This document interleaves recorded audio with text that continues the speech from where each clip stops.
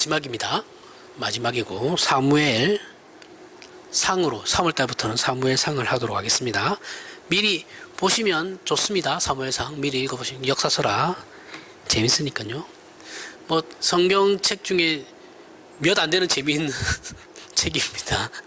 읽어보시면 도움이 됩니다. 그러면 오늘 이제 갈라디아서 23번째인데 오늘 본문 내용 중에 우리가 기억해야 할 세 가지 내용이 있어요. 13절 육체의 모양을 내려 하는 이게 12절이죠. 12절에 육체의 모양을 내려 하는 이 부분하고 13절 율법은 지키지 아니하고 너희의 육체로 자랑하려 함이라 요구하고 그 다음 14절에 그리스도로 말미암아 세상이 나를 대하여 십자가에 못 박히고 내가 또한 세상을 대하여 그러하니라. 이 세 가지를 우리가 기억해야 되는데 바울은 갈라디아 교회에 보내는 서신을 마무리하면서 앞에서 이제 체근하고 논쟁했던 모든 내용을 다시 한번 확인시키고 있어요. 뒤쪽에서 지금 6장은 마무리거든요. 결론을 지으면서 이제 앞에 그 내용을 다시 가지고 와서 정리를 하는 겁니다. 정리하면서 우리에게 다시 한번 확인시키고 있죠. 그 정리의 핵심은 바로 예수 그리스도입니다. 그 십자가는 예수 그리스도의 십자가죠. 그 십자가는 14절에 나오듯이 그리스도로 말미암아 세상이 나를 대하여 십자가에 못 박히고 내가 또한 세상을 대하여 그러하니라 라고 얘기함으로써 하나님의 자녀가 되어서 이 세상의 통치와는 다른 나라에 속하게 되는 것이 예수 그리스도의 십자가다라고 말씀하고 있는 것이죠. 다 아는 내용을 바울이 갈라디아서의 마무리 부분에서 다시 꺼내는 것은 기독교 신자로 산다는 것은 예수 그리스도께 순종하는 삶을 산다라는 것을 의미하기 때문에 그런 겁니다. 강조하는 것이죠. 이 말의 중요성은 무릇 육체의 모양을 내려 하는 자들이 억지로 너희에게 할례를 받게 함은 그들이 그리스도의 십자가로 말미암아 박해를 면하려 함뿐이라 라는 거죠. 여기서 지적한 바와 같이 하나님의 통치 아래서 순종을 받고 있는 신자의 신앙생활은 세상의 가치나 이해의 범주를 벗어난다라는 것을 기억하라는 겁니다. 저들이 할례를 강조하는 건 결국은 예수 믿는 것 때문에 박해받는 게 싫어서 그런 거야. 편하게 살기 위해서 그렇게 하는 거야. 이거예요. 그래서 예수를 믿는다는 건 예수를 믿는 사람의 신자들의 가치와 세상의 가치를 이해의 범주를 벗어나는 것이 신자이기 때문에 우리에게 핍박이나 뭐 이런 건 박해는 당연한 거다라고 하는 것이죠. 신자에게 삶의 뭐 고통 또는 뭐 환난 이런 건 당연한 거다. 그걸 안 받으려고 요리조리 피해가는 게 그러면 안 된다. 이 말을 하는 겁니다. 기독교 신앙을 기독교 신앙을 이제 변호하려는 차원에서 변증이라고 하거든요. 변증적 차원에서 이제 변호하려는 차원에서 따질 때는 기독교 신자들은 최소한의 상식이 있고 지성이 있으며 윤리 도덕의 수준이 높다라는 것이 대단히 유효하죠. 그죠? 신자가 윤리적이라는 것은 세상에서 우리에게 굉장히 먹히는 것 중에 한 개죠. 그렇죠? 세상에서 인정받기 위해서 도덕과 윤리가 신자에게 높거나 지성이 높거나 뭐 이런 거는 되게 좋은 점이죠. 좋게 받아들여지는 건데 유효한 건데 그러나 이런 세상의 인정들 세상에 인정받기 위한 이런 세상의 인정들이 예수께서 십자가에 죽으셔서 만드신 하나님의 나라와 세상 나라의 적대적 관계를 본질적으로 화해시킬 수는 없는 겁니다. 우리가 신자니까 우리가 세상의 덕이 되어야 돼, 본이 되어야 돼. 우리가 윤리적으로 더 높은 윤리 의식을 가지고 도덕 의식을 가지고 그리고 더 높은 지성을 가지고 사람들의 세상을 살아가자라고 하는 것이 목적이 우리가 이렇게 하면 세상이 우리 편을 들어줄 거야 라는 생각으로 하는 거라면 틀렸다라는 거예요. 하나님의 나라와 세상의 나라는 그들이 우리를 인정한다고 해도 절대 화해할 수 없다라는 거예요. 그럴 수가 없다라는 겁니다. 이거는 우리가 하나님 앞에서 그렇게 살아가는 것이지 세상의 본이 되기 위해서 그러는 건 아니에요. 기독교는 그런 건 아닙니다. 우리 기독교는 세상에 뭐 잘 보이려고 하는 것이 아니고 하나님 앞에서 잘 살아가기 위해서 그렇게 하는 거예요. 모든 것이 다 하나님 앞에서입니다. 모든 것이. 전부 다요. 예외는 없어요. 신자는 세상 앞에서가 아니라 하나님 앞에서 사는 겁니다.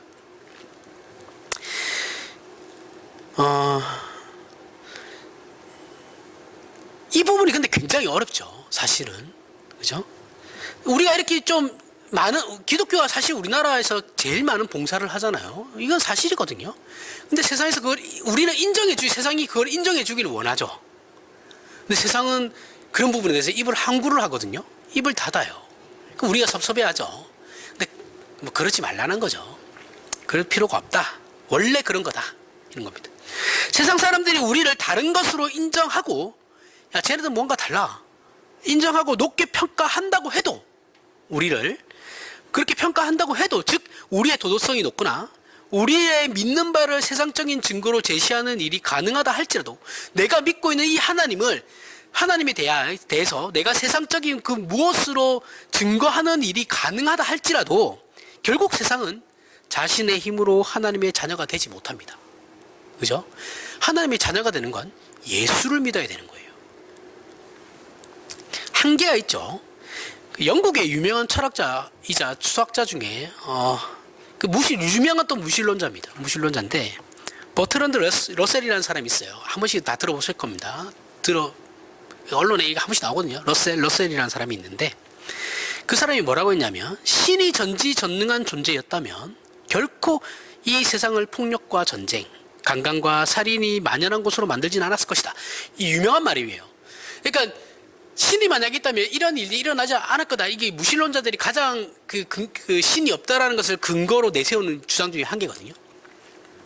이 말을 했죠. 그리고 그 러셀 쪽의 계파 쪽의 사람인데, 이게 철학이나 이렇게 과학도 다 계파가 있어요. 기독교만 계파가 있는 게 아니에요. 과학도 다 계파가 있거든요. 자기 주류의 사람이 아니면 그 사람이 아무리 뛰어나도 안 써요. 과학자는 특히 심해요. 과학 안에서 굉장히 심합니다. 지네파 쪽 사람들이 굉장히 중요하게 생각해요. 그래서 그쪽 계열의 사람이었는데, 이 사람도 뭐라고 했냐면, 정확히 누군지는 기억이 안 나요. 그 사람이 내가 이러면 나도 예수 믿을게라고 얘기하면서 내건 조건이 있었는데, 러셀은 아니고 러셀 쪽 사람인데, 그 사람이 뭐라고 했냐면, 세상이 뒤집어지는 일이 생겼는데 만약에 전 세계 기독교인들이 기도를 해가지고 그 일이 바로 잡히면 나는 하나님 믿겠다, 자기가 예수 믿겠다라는 거예요. 뭐 이게 개소리죠. 이런 사람들의 말은 사실은 기독교를 조롱하는 겁니다. 진짜 그 사람이 그렇다고 해서 예수를 믿지 않아요. 그 사람은 이제 그런 일이 실제로 일어나도 예수를 믿지 않을 겁니다. 그런 사람들은 믿지 않아요. 신이 내 눈앞에 나타나면 내가 믿을게라고 해도 안 믿어요. 사람들 절대 안 믿습니다. 조롱하기 위해서 하는 말이죠. 조롱하기 위해서. 기독교를 조롱하기 위해서. 이 세상 그 어떤 것으로도 인간의 영혼을 사망에서 생명으로 부활시킬 수 없다라는 것을 이들의 말로 방증하는 거예요.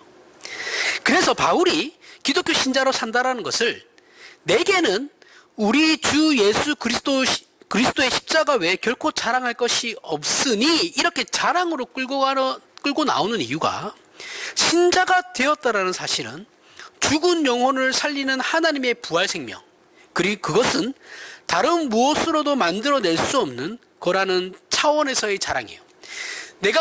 바울이 예수 그리스도의 십자가를 자랑하는 건, 이건 다 대체 불가능한 것이기 때문에 그렇다라는 거예요. 다른 그 무엇으로도 대체할 수 없는 것이기 때문에 자랑한다라는 거죠. 이런 바울의 자랑은 세상의 공감과 동의를 받아내는데 유효하지 않아요. 그죠? 나는 자랑할 게 예수 그리스도의 십자가밖에 없어. 예전에 제가 방송인지 유튜브인지 모르겠는데 하여튼 보다가 패널이 너의 자랑거리를 한번 얘기해봐라고 했는데, 나는 예수 그리스도 말고는 자랑할 게 없어 이렇게 얘기했는데 다 빵 터졌거든요. 요런 게 이제 세상, 우리들은 이해하잖아요. 그 말이 무슨 말인지. 근데 그쪽에 앉았던 사람들이 그게 뭐야 이러는 거예요. 그러니까 이게 이해를 못하는 거죠. 그게 저게 터질 일인가, 뭐 그럴 수도 있겠지, 모르면 그럴 수도 있겠지만, 그런 거죠. 이제 세상 사람들한테는 그게 무슨 자랑이야 이렇게 되는 거죠. 그죠? 전혀 우리는 자랑이 되지만 그들에게는 이게 자랑이라는 게 이해가 안 가는 겁니다. 그러니까 하지만 바울은 갈라디아 교회를 엉망진창으로 만든 그 율법주의자들을 향해서 그리스도의 십자가로 말미암아 박해를 면하려고 함 뿐이라 라고 얘기함으로써 신자는 세상과 적당히 타협하여 양다리를 걸칠 수 있다는 생각에 전혀 그렇지 않다라고 지적하는 거예요. 너 예수 믿는다고 하면서 세상과 양다리 거치려고 해? 그런데 그게 너는 그 신앙이 성립된다고 생각할지 모르겠지만 너희들은 절대 아니다라는 거예요. 절대 성립할 수 없다라는 거예요. 아무리 세상 사람들이 공감할 수 있는 내용으로 우리의 복을 그들에게 제시한다 할지라도, 야, 예수 믿으면 성공해, 이런 식으로 뭐 예를 들면 제시한다 해도 그것으로는 한 영혼을 살릴 수 없어요. 영혼을 살릴 수 없는 겁니다. 그 복음이 아니거든요. 우리가 기독교 신자로 사는 것을 세상 사람들에게 이해와 양해를 구하면서 신앙생활은 할 수 있는 게 아닙니다. 그죠? 이해를 해주면 고마운데 이해 안 돼요. 그 사람들 자체가 이게 우리를 죽었다 깨어나도 이해할 수 없는 사람들이거든요. 왜 저렇게 사나 싶겠죠. 근데 우리는 그렇게 살아야 되는 거니까 사는 겁니다. 이해할 수 없어요, 서로. 그래서 신자의 싸움은, 우리의 싸움은, 여러분의 싸움은, 저의 싸움은 세상을 주인으로 삼는 사람들과 하나님을 주인으로 삼는 사람들, 즉 전혀 다른 통치로 귀결되죠. 그죠? 우리는 하나님의 나라에서 하나님의 통치를 받는 자들이고 세상은 세상에서 죄의 통치를 받는 겁니다. 예수 믿는 것이 세상적으로 얼마나 자랑스럽냐, 얼마나 유효하냐, 얼마나 쓸모가 있는 일이냐 라는 건 세상의 가치로는 도저히 판단이 안 되죠. 야, 예수 믿는 게 뭐가 그렇게 유익이 되는데, 이렇게 따지면 세상의 가치로 그걸 바라보게 되면 이해가 안 가죠. 뭐 어느 교단처럼 뭐 예수 믿으면 복 받고 성공한다 이렇게 하면 그들이 뭐 그렇게 할지 모르겠지만 저희 기독교는 전혀 그런 게 아니죠. 그렇죠? 이해가 안 가는 겁니다. 야, 요즘 세상에 뭘 그렇게 참고 살아? 그냥 요즘 안 참잖아요, 사람들. 그렇죠? 요즘 이렇게 화가 많은 세상이 없죠. 어디를 가도 화가 많아요. 그죠? 운전하다가도 화가 나고, 인터넷 들어가면 인터넷 세상, 온라인 세상은 전쟁터예요. 댓글 가지고 싸워요. 그죠? 아, 화가 많구나. 정말. 이런 세상에서 우리는 져줘야 되거든요. 그죠? 바보죠. 바보라는 소리 듣는 겁니다. 사실 생각해보면 내가 어떻게 신자가 되었나라는 것도 이해가 되지 않을 때가 있어요. 나 같은 놈이 뭐 이쁘다고 하나님께서 나를 자녀 삼아 주셨을까? 자신의 아들을 죽이면서까지 나를 구원하실 만한 내가 가치가 있나? 이런 생각도 들거든요. 예수를 믿는 일에 긍정적인 요소가 많아서 예수를 믿는 것이라기보다는 복음을 떨쳐버릴 수가 없는 거예요. 저 같은 경우가 그런 경우였거든요. 예수는 믿어져요. 하나님은 믿어져요. 근데 이거를 그렇다고 잘 믿었냐 하면 그렇게 막 열심히 막 남들처럼 뭐 열심히 특심으로 했냐 하면 그건 아니거든요. 저는 그건 아니고 그냥 어쨌든 이게 막 요동칠 때는 신앙이 그냥 버릴 수 없으니까 믿고 갔던 거거든요. 그냥 왜 부인이 안 되니까, 부인할 수는 없으니까, 부인 자체가 안 되니까 예배당 가는 거예요. 예배는 드리러 가는 거예요. 한참 침체기 때는 그냥 주일날 진짜 예배만 드리고 항상 오고 이랬거든요. 그게 안 되는 거예요. 하고 싶어도 이게 부인 자체가 안 되니까. 그런 거죠. 이게 우리의 현실인 거죠. 버릴 수 없으니까 질질 끌고 가는 거예요. 그죠? 그게 대부분의 신자들의 현실입니다. 그런데, 우리 신자도 죄성을 가졌기 때문에 늘 무엇인가를 확인하고 싶어는 해요. 질질 끌려 다니듯이 그렇게 도망가지 못하니까 질질 끌려 다니듯이 이렇게 멱살 잡혀가지고 끌려가는 건데, 그러면 하나님 나에게 확신을 달라는 거죠. 확인을 주십시오. 그럼 제가 더 잘 믿지 않겠습니까? 라는 거죠. 그죠? 이런 게 있죠. 확인하고 싶어 해요. 우리도 늘. 그래서 내가 붙잡은 예수의 유효성을 찾기 시작하는 겁니다. 유효성과 내가 선택한 이 선택의 보상을 달라는 거죠. 하나님, 내가 지금 하나님 믿고 따라가고 있잖아요. 그러면 나에게 어떠한 확신을 주게끔, 동기부여. 한참 이제 동기부여에 대해서 많이 유행했었죠. 그죠? 동기부여를 해주시면 제가 더 잘 믿지 않겠습니까? 예를 들어서 이제 뭐 제가 진급을 한다든가, 좋은 대학을 간다든가, 뭐 좀 더 잘 형통하게 삶을 누릴 수 있는 그런 것도 주면 제가 더 잘 믿지 않을까요? 이런 쇼부를 치려고 하죠. 그런 식으로 확인하고 싶어 한다는 거. 이게 사람 심리입니다. 어쩔 수 없어요. 죄성을 가진 모든 인간들의 심리예요. 하지만 이런 측면에서 자신의 신앙을 확인하기 시작하면, 이런 식으로 확인하기 시작하면 신앙은 언제나 불확실해요. 내가 잘할 때만 내 신앙이 맞다라고 생각하거든요. 내가 잘 가고 있다고 생각하는 거예요. 내가 침체돼도 신앙은 잘 가고 있어요. 하나님께서 그 부분도 인도하시는 거거든요. 그러니까 이 내가 어떠함에, 내 상황과 조건이 어떠함에 따라서 내 신앙이 왔다리 갔다리 하는 거예요. 이러면 안 되죠. 기독교 신앙은. 그렇게 되면 이제 옛날에 제가 한번 얘기했죠. 4세기 때 기독교를 로마에 이제 공인시켰던, 합법적인 종교로 만들었던 콘스탄티누스 대제가 자기도 기독교인이었거든요. 죽기 전에 세례받았다 그랬죠. 세례받고 난 뒤에 죄 지으면 지옥 간다고 이상한, 그때 이제 교리가 정리가 되지 않은 때라서 그러다 보니까 이제 지 사람은 죽기 5분 전에 세례를 받아요. 이런 식의 신앙이 만들어지는 거예요. 재밌죠? 우리가 지나온 날을 회상해 보십시오. 한번 회상해 보면 각자 나름대로 후회나 감회가 있죠. 그죠? 후회나 감회가 다 있습니다. 쓸데없는 일에, 특히 이제 쓸데없는 일에 시간을 낭비하고 허비한 것에 가장 많은 후회를 하죠. 왜 내가 그때 좀 더 내 자기 개발 같은 걸 해서 이렇게 했으면 더 나은 삶을 지금 살고 있지 않을까. 이런 그때 놀지만 않았어도, 그때 뭐라도 했으면 됐을 텐데, 이런 거, 그죠? 그때 아무것도 안 했던 그 날들에 대해서 후회하는 날이 아마 제일 많을 겁니다. 특히 뭐 공부 안 한 거에 대해서, 그죠? 그 쓸데없는 것 중에 어떤 일에 우리가 가장 많은 시간을 허비하게 했겠어요, 그러면? 내가 허비한 시간들, 낭비한 시간들 중에 어떤 일에 가장 많이 허비했겠어요? 나쁜 짓을 하는 거에는 많은 시간을 허비하지 않아요. 그죠? 아무것도 하지 않은. 지금도 아무것도 하지 않지만 더 적극적으로 아무것도 하고 싶지 않은 그 시기 있죠. 누구나 다 있습니다. 그죠? 아무것도 매너리즘에 빠지든지 어떠한 넉다운이 돼가지고 아무것도 하기 싫은 그런 시기가 있어요. 사람들마다. 지나고 나면 이제 그게 사실 삶의 충전이 되는 건데, 우리는 그걸 또 아무것도 안 한 것에 대해서 죄책감을 느끼죠. 이 시간 허비한 거에 대해서 우리는 후회를 많이 하죠. 이왕 그럴 거면 나가서 놀기라도 할 걸. 신나게라도 놀 건데, 또 성격이 또 그렇게는 못해요. 신자니까. 제가 그랬거든요. 제가 공부한 것도, 제가 학생 때 공부한 것도 아니고 논 것도 아니에요. 그럼 나 뭐 있냐 하면 집하고 학교밖에 왔다가 학교, 교회 이랬거든요.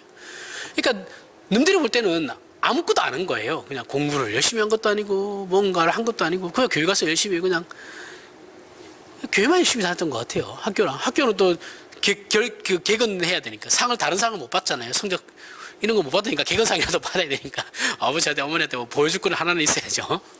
그래서 학교는 진짜 12년 동안 한 번도 안 받았어요. 열심히 다녔습니다, 진짜. 그런 거죠. 차라리 놀지. 그럼 후회라도 안 할 걸. 그런 거. 시간만 흘려보냈네. 이런 후회들이 있죠.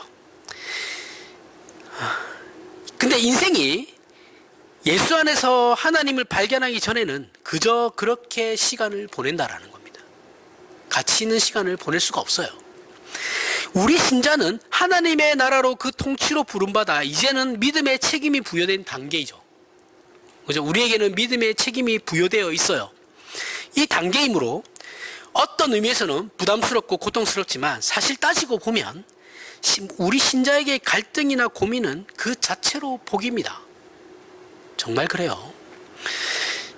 이건 마치 돈이 없어서 아이들 대부분이 학교를 다니지 못하던 저희 부모님 세대, 돈 있는 집안의 애가 아무 고민 없이 친구들 만나가지고 숙제가 많다고 투덜거리는 거와 똑같은 겁니다. 다른 친구들은 돈이 없어서 중학교를 올라가지 못하고 고등학교를 올라가지 못하는데 자기는 돈 걱정이 없으니까 공부를 계속 한단 말이죠. 그러면서 친구들 만나가지고 야, 숙제가 너무 많아. 앞에서 투덜대는 거예요. 다른 애들은 학교를 못 가고 있는데. 똑같은 거예요. 우리 신자의 입장하고.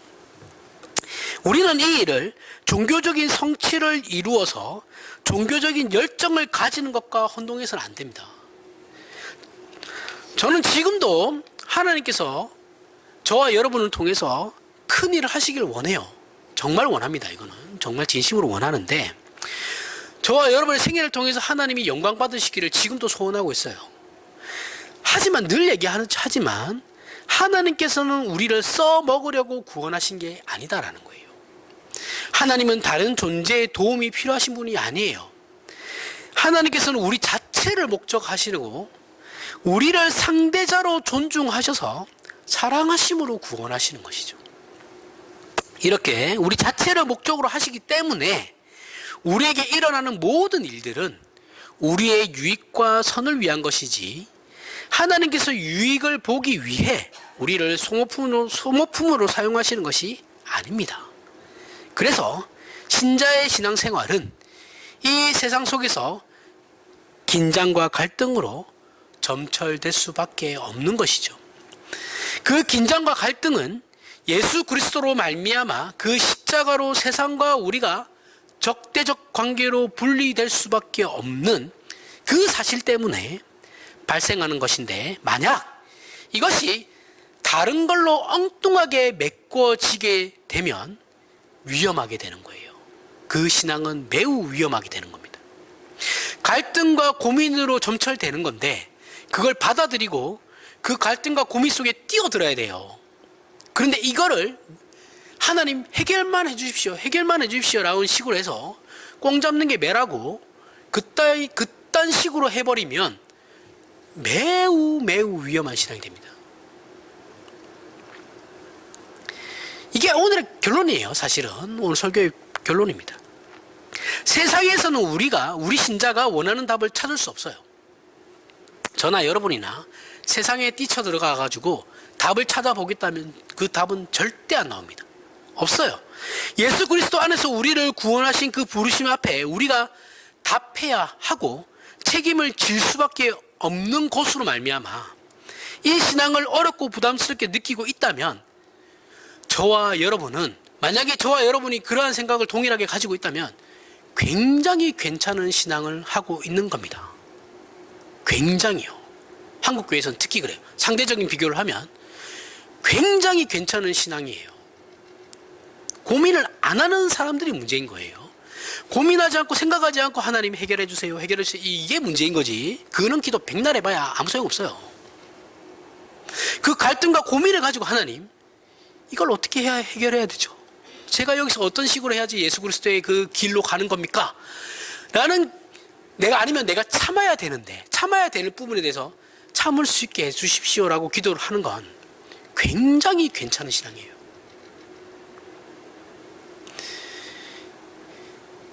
나쁜 게 아니에요. 잘못 가고 있는 게 아닌 겁니다. 잘 가고 있는 거예요. 정상적인 거예요. 매우 정상적이고 매우 성경적인 겁니다. 신자의 현실은 이 세상에 속해 있으면서 살기는 하나님의 자녀로 살아야 하는 이런 갈등 구조 속에 있기 때문에 신자는 당연히 내적 갈등이 일어날 수밖에 없어요. 그죠? 제가 아까 우리 사모님한테는 얘기했는데 제가 이게 계획을 딱 짰어요. 뭔가를 하려고. 완벽했어요. 모든 것이 다 완벽했어요. 딱딱딱 택배까지 주문 다 해가지고, 요때 택배가 요날 하면 요날 온다니까, 그래, 딱딱딱딱 하면 되겠다. 그리고 요때 이게 또 마무리해. 와, 완벽해. 하나도 안 되는 거예요. 내가 계획했던 대로. 그래가지고 너무 속이 상해가지고 아니한테 오늘은 나 아무것도 안 할 거니까 건들지 마. 이렇게 된 거죠. 진짜 계획은 완벽했거든요. 너무 이게 진짜 택배도 이제 로켓 그 로켓 택배 있잖아요. 그 모시기 팡. 그 해가지고, 야, 온다니까 딱 되겠다. 해가지고 이제, 이게 제일 중요한 게 맨 마지막에 오는 거예요. 그게 없으면 아무것도 안 되거든. 그러니까, 이 마음이 딱 상하더라고요. 이게 이 사람이라는 거죠. 안 돼요. 내가 아무리 하나님 열심히 믿어도 그런 일이 딱딱딱딱 되지 않는다라는 거죠. 갈등 속에 있고 고민 속에 있고 아무것도 안 됩니다. 기본적으로 간다라는 거죠. 그런 게 외적인 것으로 세상 앞에 신자된 것을 이해하거나 공감을 받아낼 수 없어요. 그죠? 그러한 외적인 것으로 다른 사람의 우리의 어떤 외적인 것 가지고 다른 사람의 어떤 공감을 받아내지 못하고 하나님 앞에서도 받아내지 못합니다. 기독교 신앙을 영웅적이거나 유효성의 문제로 오해하거나 시험하거나 확증하면 그래서 절대 안 된다라는 겁니다. 내가 예수를 믿으니까 잘 될 거야. 그런 근거 없는 답을 가지시면 안 돼요. 예수 믿어서 더 안 될 수도 있는 거예요. 그죠? 이렇게 기독교 신자는 우리가 속한 세상에서 확인할 수 없는 약속의 길. 약속은 받았지만 확인할 방법은 없죠. 그죠? 예수 그리스도가 재림하실 거야. 그때 너희가 영원한 나라에서 이제 고통 없이 살 거야 라고 약속은 받았어요. 어떻게 확인하실 건데요? 확인할 방법은 없어요. 그냥 성경 말씀을 믿는 거 말고. 그래서 믿음인 거죠. 그죠? 그 약속의 길, 믿음의 길을 가야만 하는 거죠. 확인할 방법은 없지만 그래서 믿고 가는 거죠.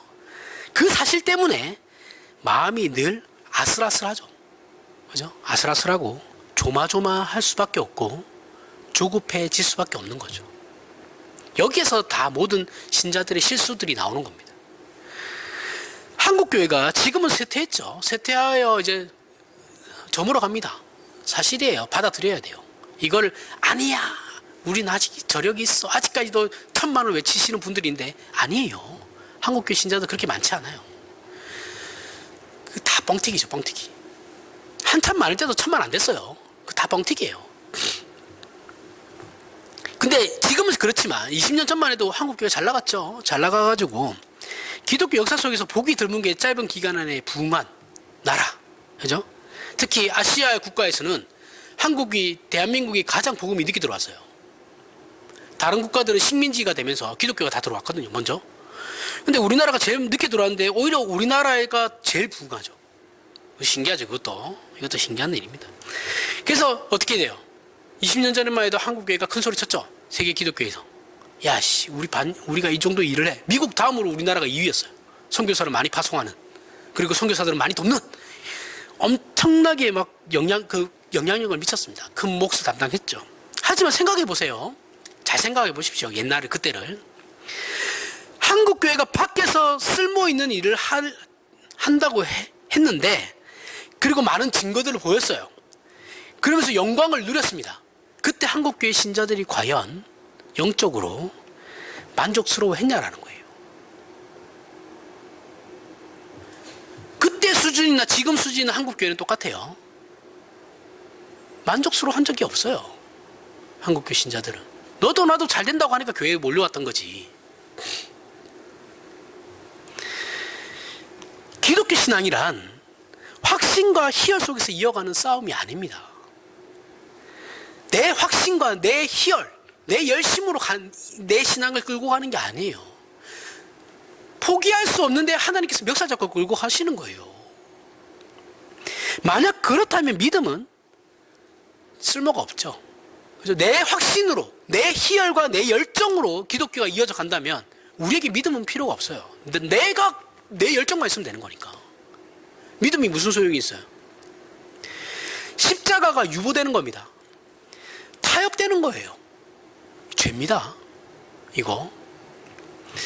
우리는 매일 예수 그리스도의 십자가를 보며 그 안에 함께 붙잡혀진 우리 자신을 보아야 하는 것이죠.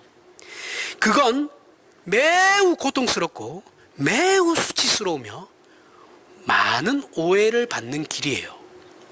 이 세상에서의 신앙생활은 다 그렇다라는 겁니다. 아닌 사람은 없어요. 거짓말하는 겁니다. 자기는 아닌데 나는 형통하게 산대. 거짓말이에요. 그런 사람은 없어요. 그 형통함이 정말 형통함인지 생각해 봐야 되는 겁니다. 그 사람은. 그러나 그 십자가를 통해서만 부활 생명이 있는 겁니다. 이 사실로 인하여 우리가 그 고통 속에서 진정한 하나님의 통치와 그 사랑을 만나게 되는 거예요. 세상 사람들도 알아요. 사람이 성장하려면 고통을 받아야 된다고. 그죠? 어려움을 겪어야지 사람이 성장한다고. 다 알아요. 십자가를 외면하고 다른 것으로는 하나님을 알 방법이 없습니다. 알 수도 없어요. 바울은 신자가 걸어야 하는 이 길에는 당연히 이런 외적 시험과 내적 갈등이 있다라고 말하고 있는 겁니다. 그래서 오늘 본문에서 바울은 십자가를 자랑하는 데까지 이르는 거예요. 그럼 외적인 시험과 내적 갈등이 있음에도 어떻게 이 십자가를 자랑할 수 있습니까? 나는 지금 힘들어 죽겠는데 외적으로나 내 안쪽으로 해서 지금 다 도망갈 데가 없어. 진퇴양난이야. 근데 내가 어떻게 십자가를 자랑해요? 바로 거기서만 하나님을 만날 수 있다라고 얘기하는 겁니다. 네가 도망갈 곳 없이 딱 절망에, 여러분 저보다 다 오래 사셨으니까 지금이 나의 바닥이라고 생각하면 아니에요. 그죠? 그 밑에 지하가 있어요. 저는 진짜 이걸 지하 3층까지 내려간 적도 있거든요. 끝인 줄 알았어요. 아, 이제는 뭐 더 이상 떨어질 데가 없지. 아니에요. 2단계를 더 떨어졌었어요. 뭐 지금 뭐 그 한번 겪었으니까 뭐 다시 안 겪을 아니죠. 모르죠. 그런 거죠. 그죠? 그러나 거기서 하나님 만나는 겁니다. 하나님께서 나에게 무엇을 요구하는지를 알게 되는 거죠. 갈라디아서 2장 20절에 내가 그리스도와 함께 십자가에 못 박혔나니 그런즉 이제는 내가 사는 것이 아니요 오직 내 안에 그리스도께서 사시는 것이라. 이제 내가 육체 가운데 사는 것은 나를 사랑하사 나를 위하여 자기 자신을 버리신 하나님의 아들을 믿는 믿음 안에서 사는 것이라. 이 말씀을 어떤 사람들은 나는 이제 내가 사는 게 아니고 예수님이 사는 거야. 그래서 나는 늘 평안하고 늘 확신에 차 있어. 이렇게 인용하는데 이건 아니에요. 그렇게 인용하시면 이 성경 말씀을 오해하는 겁니다. 잘못 해석하신 거예요. 그런 말이 아니에요. 내 안에 예수님이 있으니까 예수님이 나를 평안하게 만들어주고 나를 확신에 차게 만들어줘. 아니, 그 말씀이 아니에요. 이 말을 오늘 말씀과 연결해서 생각해야 돼요. 예수께서 성육신의 길을 걸으시는 게 아버지의 뜻을 이루는 거죠. 그죠? 예수께서 이 땅에 오셔가지고 십자가의 길을 걸으시는 게 하나님, 성부 하나님이 요구하시는 거죠. 원하시는 거예요. 기뻐하시는 거죠. 그 길이 고통의 길이죠. 그 길은. 그죠? 그 불문가지입니다. 성육신이라는 건 무한히 유한 속에 들어와 계신 거예요. 무한이라는 존재가 유한적 존재에 들어와 있는 거거든요. 굉장한 제한을 받는 거죠. 그죠?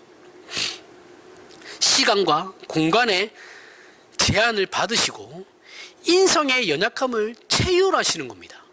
전혀 그런 걸 겪어보지 않으신 분이죠. 그죠? 그리고 처음부터 죽으러 오신 거예요.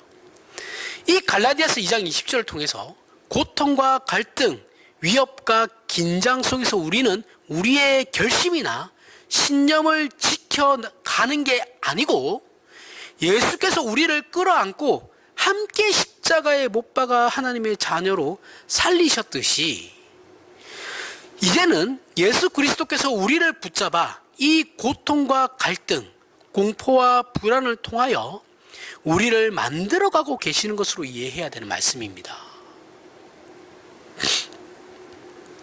예수님이 내 안에 계시니까 내 안에 어떤 갈등이나 내적 갈등이나 고민은 없어. 이게 아니고 그 고통과 갈등, 공포와 불안을 통해서 예수께서 나를 만들어 가시는 거구나 라는 것으로 이해를 해야 된다라는 겁니다.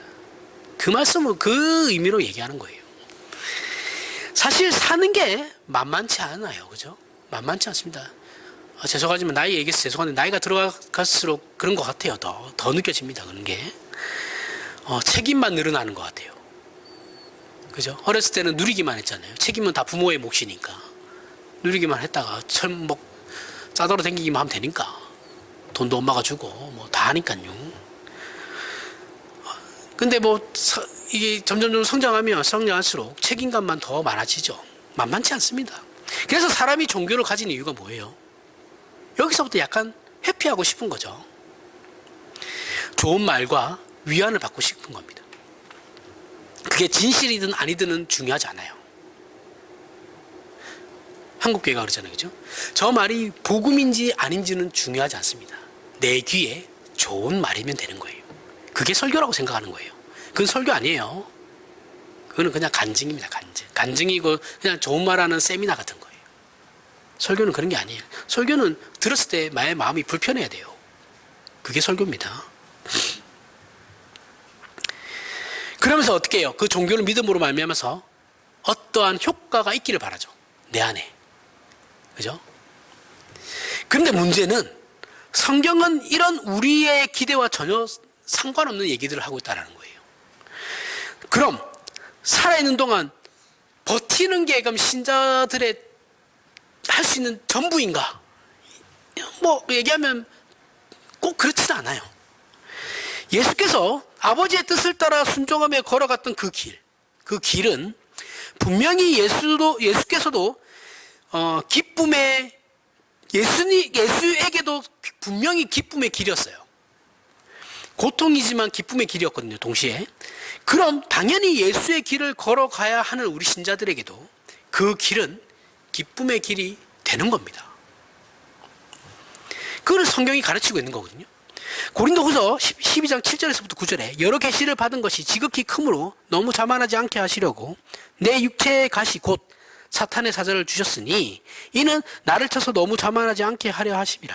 이것이 내게서 떠나가게 하기 위하여 내가 3번 주께 간구하였더니 나에게 이르시기를 내 은혜가 내게 족하도다. 이는 내 능력이 약한 데서 오는 전하이심이라 하신지라. 그러므로 도리어 크게 기뻐함으로 나의 여러 약한 것들에 대하여 자랑하리니 이는 그리스도의 능력이 내게 머물게 하려 함이라. 자, 이 내용은 제가 여러 번 했죠. 그렇죠? 여러 번 했는데 오늘 이 말씀과 같은 맥락에서 이해되어야 하는 말씀이죠.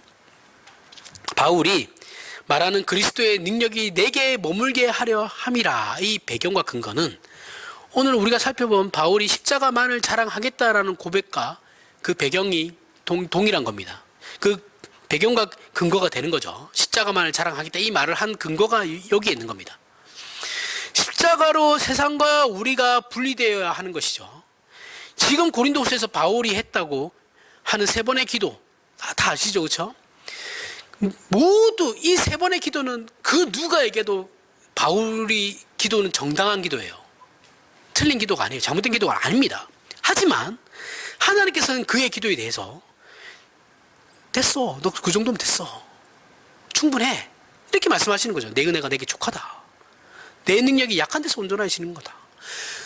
네가 뭔가를 했기 때문에 내가 너를 사용하는 게 아니고 너의 그 약함을 내가 이용하는 거야. 내가 사용하는 거야. 그걸 사용하는 거야. 이렇게 말씀하시는 거예요. 들어주시지 않아요. 바울의 기도를. 바울 같은 사람이 기도하는데 하나님께서 안 들어주시는 거예요. 그럼 우리가 뭐라고? 생각을 해보세요. 목사들이 제일 고민되는 게 이제 교인들이 설교를 내가 그렇게 했는데도 안 듣는다. 그것 때문에 이제 고민 많이 하거든요. 그러면 이제 선배 목사들이 다 그 말합니다. 칼빈도 그랬다. 네가 뭔데? 네가 칼빈보다 뛰어나냐? 그러면 할 말 없거든요. 칼빈도 죽는 그 순간까지 교인들 때문에 힘들었어요. 바울도 마찬가지죠. 그렇죠? 지금 갈라디아 교회에서 난리 났죠. 고린도 교회도 박살 났죠. 가는 거 교회들이 다 박살이 나요. 우리가 바울보다 뛰어납니까? 아니잖아요. 그렇죠? 바울의 기도도 안 들어주셨다는 거예요. 사실 이 말씀은 성경이 자주 등장하는 역설입니다. 역설이 성경의 중요한 역설 중에 몇 가지가 있죠. 죽어야 살고. 그죠? 이건 이순신 장군도 얘기한 건데. 죽어야 사는 거 2000년 전에 이순신 장군보다 먼저 말씀하신 거예요. 섬김을 받으려고 섬기를 받고 싶으면 섬기는 자가 되고. 이것도 역설이죠. 그렇죠? 그 다음에 또 뭐가 있어요? 뭐 이 정도로 하죠. 이걸 하나님 나라의 통치의 역설이라고 합니다. 이런 역설이 등장하는 것은 세상의 법칙이 최선이 아니다라는 거예요. 강한 자가 군림하는 것이 최선이 아니야 라고 말씀하시는 겁니다. 하나님 나라에서는 강한 자는 섬기는 통치의 질서를 가지고 있는 거예요. 그러니 우리가 세상에서 어렵고 오해받는 것은 하나님의 통치에 있어서는 억울한 게 아니죠. 그죠? 억울한 게 아닙니다. 지는 것도 아니에요. 성경은 우리에게 그걸 배우라고 말하는 거거든요. 우리 신자의 신앙 현실 속에서 큰 문제 중에 하나가 하나님의 통치가 세상과 다르다라는 것을 우리 신자들이 수긍하지 않아요. 받아들이질 않아요. 그래서 문제가 일어나는 거죠. 세상적인 기준과 보상에 대한 것을 우리가 양보하지 않기 때문에 늘 불만스러운 신앙생활이 될 수밖에 없는 거예요. 예수를 믿고 그 예수의 길을 걸어가야 되는데, 그 십자가의 길을 걸어가야 되는데 그게 싫어요. 그래서 성공을 원하죠. 편안한 삶을 원하고, 아파트 평수 늘리기를 원하고, 내 아파트 가격이 올라가기를 원하고, 내가 세상에서 잘 나가기를 원해요. 유명인이 되기를 원해요. 근데 그거는 십자가의 길을 걷는 것과 다르거든요. 이미 틀렸어요. 그 생각을 가지고 있으면. 그래서 성경이 계속해서 지적하는 내용입니다. 고린도후서 1장 3절에서부터 6절에 찬송하리로다. 그는 우리 주 예수 그리스도의 하나님이시요 자비의 하나님이시요 모든 위로의 하나님이시며 우리의 모든 환난 중에서 우리를 위로하사 우리로 하여금 하나님께 받은 위로로서 모든 환난 중에 있는 자들을 능히 위로하게 하시는 이시로다. 그리스도의 고난이 우리에게 넘친 것 같이 우리가 받은 위로도 그리스도로 말미암아 넘치는도다. 우리가 환난 당하는 것도 너희가 위로와 구원을 받게 하려는 것이요 우리가 위로를 받는 것도 너희가 위로를 받게 하려는 것이니 이 위로가 너희 속에 역사하여 우리가 받는 것 같은 고난을 너희도 견디게 하느니라.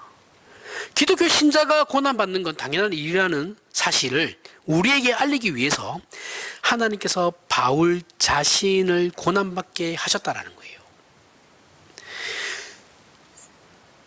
그때 당시에는 뭐 그렇게 말하기 그렇지만 지금 우리 입장에서 바울을 바라보면 바울도 저렇게 고난받았는데, 그죠? 나는 왜 고난 못 받지 말라는 법이 어디 있어요? 제가 얘기했죠. 예수 그리스도 외 다음으로 훌륭한 사람은 바울이에요. 전 구약과 신약을 통틀어서 바울보다 훌륭한 사람은 없습니다. 그럼 그도 고난을 받았어요. 왜 우리는 고난을 안 받기를 원하죠?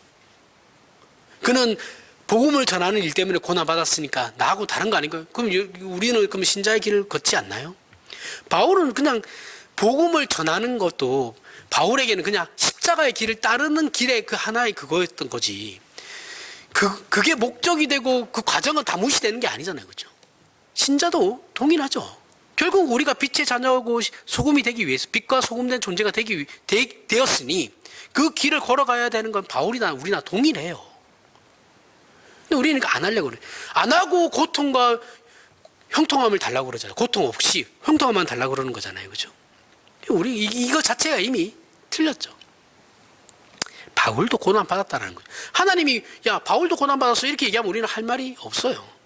우리 신자가 고난받는 건 세상적 보상을 위하여 가는 길이 아니다라는 걸 알리기 위하여 우리에게 고난의 길을 걷게 하시고 그 보상이 세상적 가치에 있지 않다라는 걸 우리가 우리의 인생과 존재 속에서 구현하라고 요구하시는 겁니다. 어려운 일이에요. 쉽다라고 얘기하지 않습니다. 절대 쉽지 않아요. 기독교 신앙은 늘 얘기하지만 늘 어렵습니다. 늘 어렵고 힘들어요. 늘 자신과의 싸움이죠. 매 순간이 그래요. 그 이유는 이 일은 우리의 본성이 아니기 때문에 그런 거예요. 죄를 가진 우리가 해야 할 그 본성이 아니니까 그걸 역행해야 되니까 힘든 거예요. 당연한 겁니다. 우리가 살고 있는 세상의 가치도 달라요. 판단도 다르기 때문에 힘들 수밖에 없어요. 그래서 우리가 쉽게 아멘할 수 있는 부분이 아니에요. 제가 여러분 설교하면서 여러분들 아멘 안 하는 거에 대해서 절대 아무 말도 안 하잖아요. 그죠? 쉽지 않은 거예요. 그러나 이것이 우리가 믿고 있는 기독교입니다. 그죠? 기독교는 이거예요. 우리를 찾아오시고 구원하시며 우리를 지극히 사랑하시는 전능하시고 자비로우신 하나님 아버지의 뜻이 이거랍니다. 이렇게 우리의 신자된 인생을 세상과 적대적인 관계 속에서 믿음으로 산다는 게 어떤 것인지, 왜 그래야만 하는지를 알고 책임 있는 신자가 되기 위하여 오늘 주어진 말씀이 저와 여러분을 붙드는 역사가 있길 바랍니다. 기도하겠습니다. 하나님 아버지, 은혜를 감사합니다. 하나님의 자녀로 부름받아 이제 우리는 진정한 생명과 진리와 거룩과 선함과 사랑과 믿음을 알게 되었습니다. 이 귀한 것을 하나님 아버지께서 주셨고 우리에게 그런 선하고 의로우신 요구를 하시지만 동시에 그것이 우리 신자의 특권임을 알게 하셨습니다. 그러니 우리로 이 자랑과 믿음의 귀한 것을 놓치지 말게 하시고 세상의 헛된 것과 바꾸는 어리석은 자들이 되지 말게 하여 주시옵소서. 그리하여 우리의 주인 되신 예수 그리스도를 우리의 생애 속에서 담아내는 그리고 증거하는 참된 신자가 되게 하여 주시옵소서. 예수님 이름으로 기도합니다. 아멘. 우리 다 같이